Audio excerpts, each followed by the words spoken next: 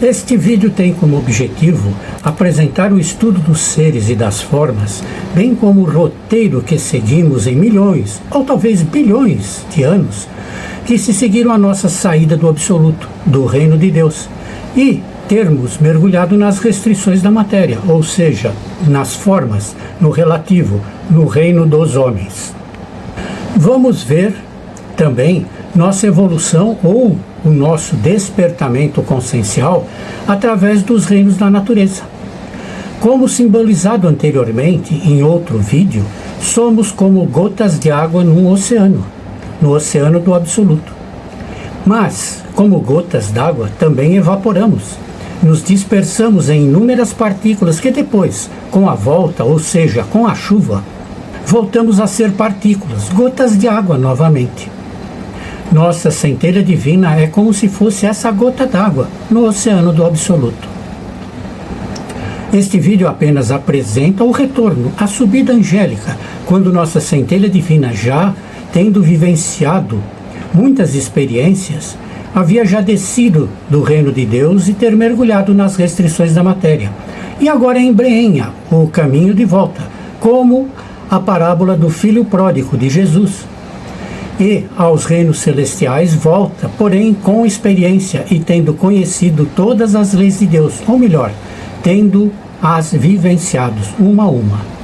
Então, visa buscar a trajetória seguida por nossa centelha divina, desde a nossa origem, a partir do ponto em que saímos de Deus simples e ignorantes, até o ponto a ser atingido onde, passando pelas inúmeras formas e reinos, fomos despertando nossos potenciais latentes, transformando-os em poderes ativos. E com isso, fomos agregando um universo celular, obediente e automatizado, que responde prontamente ao nosso comando, ao comando de nossa centelha divina.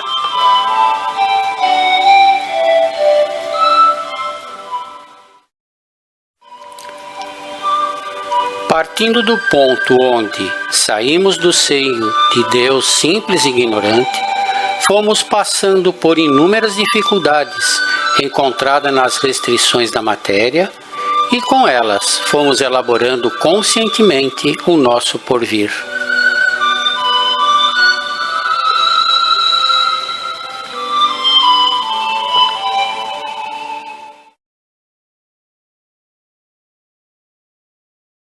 Há uma vontade diretora que situamos muito além das galáxias, mas que, devido à escadaria espiritual decrescente, atinge até o agitar do elétron atômico, animando-o de tal inteligência e equilíbrio que ele cumpre a sua missão como um despertador de energia microscópica.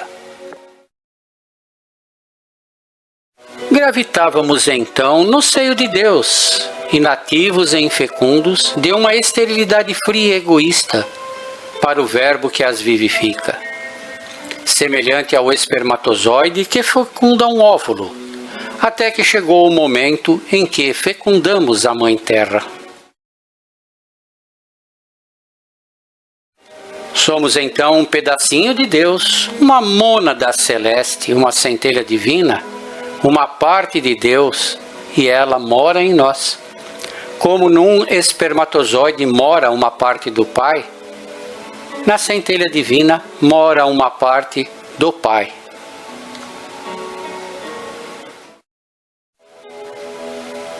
O espírito, então, dorme no mineral, sonha no vegetal, se mexe no animal, desperta no hominal e, podemos dizer, se realiza no anjo.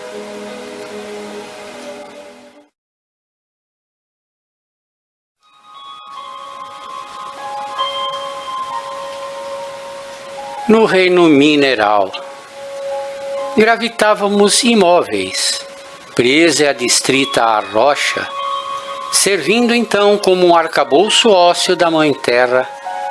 A mônada celeste vivencia a lei do amor, participando da lei de atração molecular, através da rede filamentosa, despertando sensações, percebendo a expansão e o recolhimento, organizando-se em cadeias cristalinas, e depois, no meio aquoso, cristaliza emoções e sentimentos.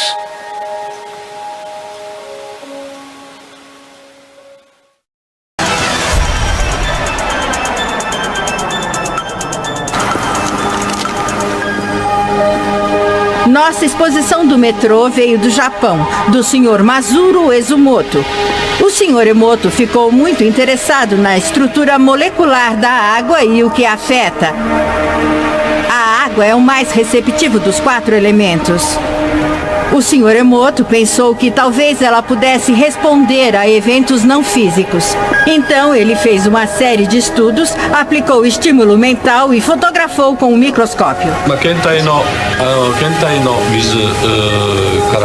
Para cada amostra de água, colocamos mais ou menos 5 centímetros cúbicos em 50 recipientes in vitro. Pegamos essas amostras e congelamos a menos 25 graus Celsius por umas 3 horas. Colocamos as amostras congeladas em um refrigerador com menos 5 graus Celsius, onde está o microscópio com a câmera. Tiramos fotografias de cada uma das 50 gotas de água individualmente. Primeiro fotografamos a água em que não colocamos nenhuma informação. Depois pegamos a água com informação e fizemos o processo já descrito. Tiramos as fotos de antes e depois e comparamos as diferenças. Quando projetamos a sensação de amor e agradecimento na água, ela se transformou no mais lindo cristal. Nessas horas, acho que a água está em paz. Times like this, I think water is at peace. Esta é a foto da água da represa de Fujiwara. E esta foto é da mesma água depois de receber uma bênção de um monge do Zen budismo.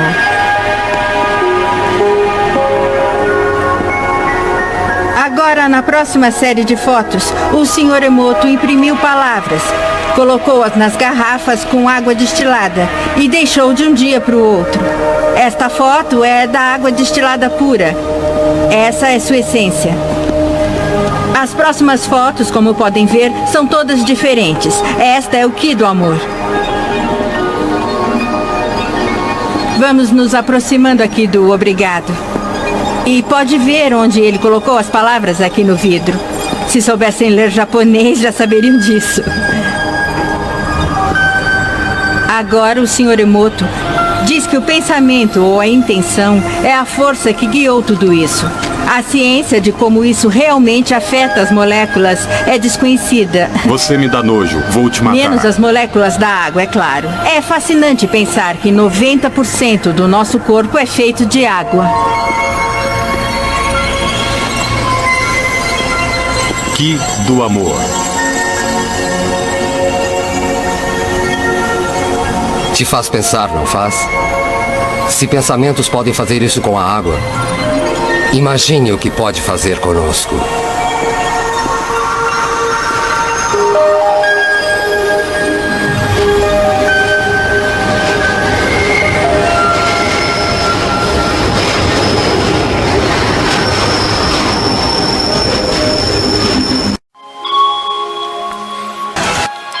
Depois, passando para o reino vegetal, tendo o seu caule como um cordão umbilical, lança-se para fora do ventre materno, desperta outras sensações e percepções, busca o sol, respira, nutre e germina, produz frutos que alimentam e que desenvolvem futuros órgãos especializados a serem utilizados nos espécimes futuros, que ela mesma irá trilhar quando se emancipar da Mãe Terra.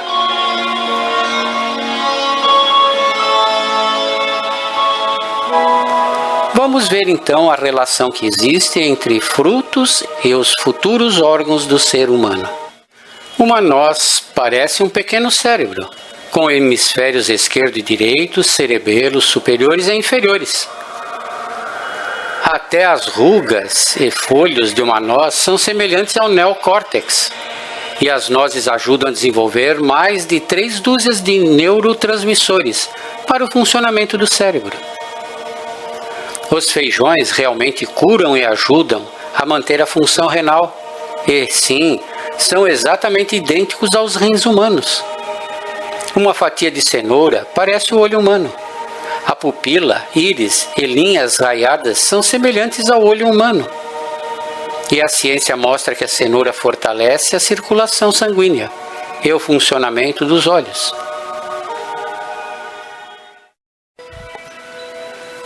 No reino animal, de espécimes generalizadas, situam-se agora em almas grupais, reduzindo-se, qualificando-se, onde Deus usa do próprio orgulho e egoísmo, expressão temporal da lei do amor, para aprimorar os desejos e impulsos, buscando a individualidade, aprimorando em cada raça seus órgãos e aptidões, unificando-as depois em uma raça única. A girafa é um enorme pescoço, o tamanduá, uma enorme língua, a vaca, enormes mamilos, o cão, enorme nariz. As abelhas e formigas são uma amostra de uma futura sociedade. Naquela época, o egoísmo e o orgulho eram virtudes para a alma grupal que buscava se individualizar, atraindo para si egoisticamente as outras partes e preservando orgulhosamente a sua raça, sem se misturar. Porém, passou a ser defeito moral, ou seja, comportamento inadequado para a raça humana, que já está individualizada e unificada em uma única raça. A alma grupal, que no início saíra a buscar experiências sobre a forma de, por exemplo, 10.000 girinos, gradual, porém seguramente, dividiu-se em quantidades cada vez menores, em dezenas de milhares de unidades de ratos ou camundongos, e assim por diante, até que nos últimos estágios do reino animal ficou reduzidas em 2 partes apenas: 2 cavalos, 2 cães, 2 gatos. Quando a alma grupal atinge o estágio em que é dividida pelo meio, está realmente domesticada e chega a compreender o que o homem de fato é. Então a possibilidade de individualizar-se como um ego humano, separando-se, torna-se um fato. Passa então a mônada celeste a gerenciar um único ser, o indivíduo, que de instintivo passa a ser racional, despertando a consciência de seus atos e participando consciência de causa e efeito, despertando sentimentos nobres e lutando contra os desejos e impulsos sedimentados, reordenando e reformulando o aprendizado anterior.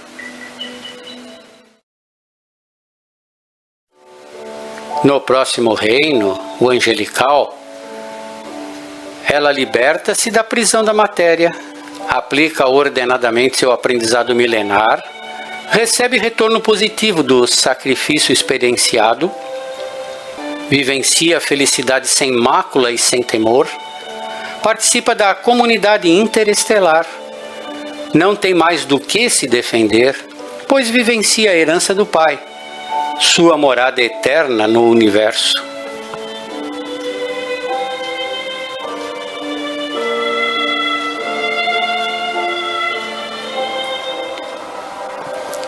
Resumindo, junto com a evolução do ser, ocorreu a evolução do planeta.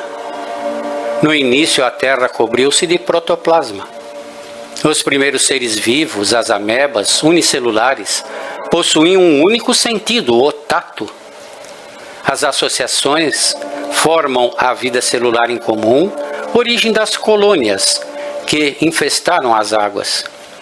Com a terra firme surgem os crustáceos e anfíbios, surgem os répteis, os saurinos gigantescos. Depois dos carnívoros vêm os herbívoros e existem lutas pela sobrevivência. Com cabeça pequena, porém com armas terríveis de ataque e defesa, desenvolve a força brutal e os instintos. Surgem as aves e os mamíferos e começam a desenvolver o cérebro e a reduzir a massa orgânica para o futuro domínio da inteligência. Chega-se ao macaco antropóide, com alteração das formas, e a vida do instinto passa para uma vida mais consciencial e inteligente. Suprime-se a cauda, muda-se o jeito de andar, modifica-se o sistema nervoso. No campo psíquico, ajusta-se a mente, a razão, os sentimentos e os plexos nervosos. Passa-se de alma grupal para uma alma individual. Aperfeiçoam-se através das reencarnações mais conscientes em corpos físicos com trilhões e trilhões de células especializadas. A centelha divina, a essência luminosa de Deus, iniciou no reino humano uma vida diferente. Emoções novas e profundas, desperta o desejo de conhecer e de se reintegrar conscientemente na criação.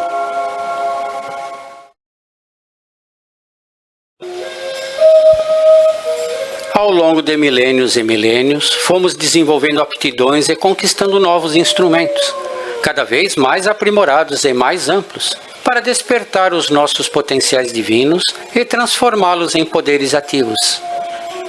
E como se combinam esses reinos com a nossa evolução? Corpos espirituais. Dispomos de vários corpos para nos expressar, e todos eles estão latentes e se desenvolvem conforme nossas necessidades. A nossa parte mais exterior, detectável pelos nossos sentidos, é o corpo físico, material, grosseiro e inerte, que responde pelas nossas ações.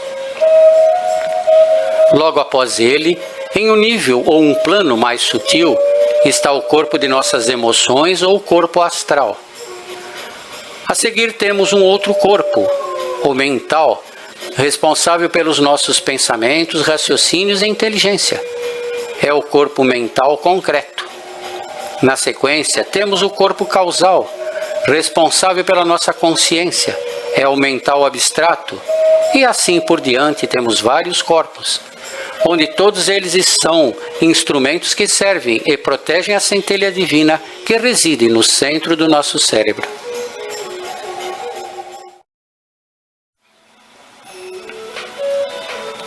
Processa-se então a nossa evolução da seguinte maneira. Saímos do seio de Deus simples e ignorantes, mergulhamos nas restrições da matéria, ficamos presos à forma, estagiamos em todos os reinos da natureza e fomos despertando, através das vivências e aprendizados de cada reino, os potenciais latentes, transformando-os em poderes ativos. Durante milhões e milhões de anos, passando por inúmeros corpos, fomos assimilando experiências e desenvolvendo aptidões cada vez mais elevadas, até voltarmos a ter o nosso pleno potencial, como um potente sol, um arcanjo, libertando-nos de toda a influência da matéria. Tivemos que construir todos os corpos físicos e espirituais, que estes também são materiais apenas mais quintessenciados, para depois nos despojarmos, nos libertarmos deles e voltarmos ao reino de Deus, de onde partimos.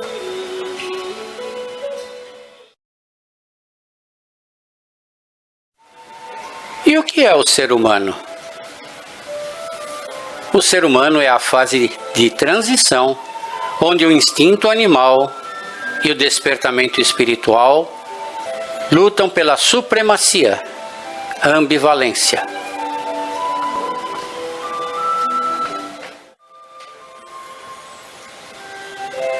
Existe uma grande ambivalência operando dentro de nós. São duas tendências opostas que brigam entre si. As tendências, os instintos e os desejos nos chamam para trás ao reino animal.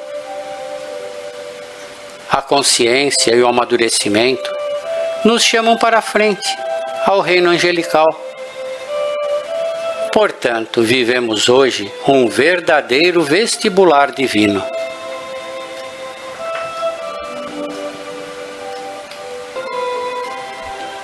Este é o nascimento do novo ser.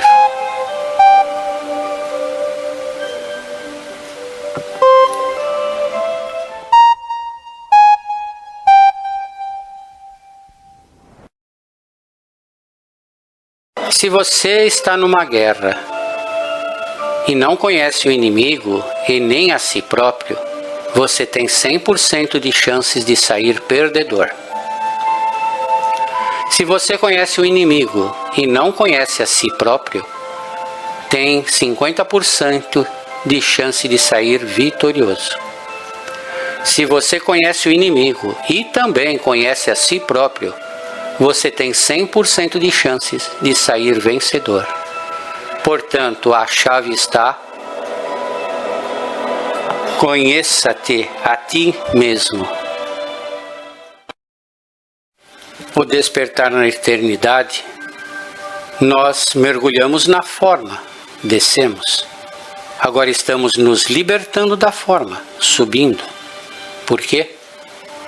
Se a alma rebelde não encontrasse a resistência, ficaria flutuando na mente de Deus em sua plenitude, náufraga nesta onda de amor e de beleza. Com as dificuldades encontradas nas restrições da matéria, vai despertando seus potenciais latentes, transformando-os em poderes ativos, tornando-se assim senhora de si.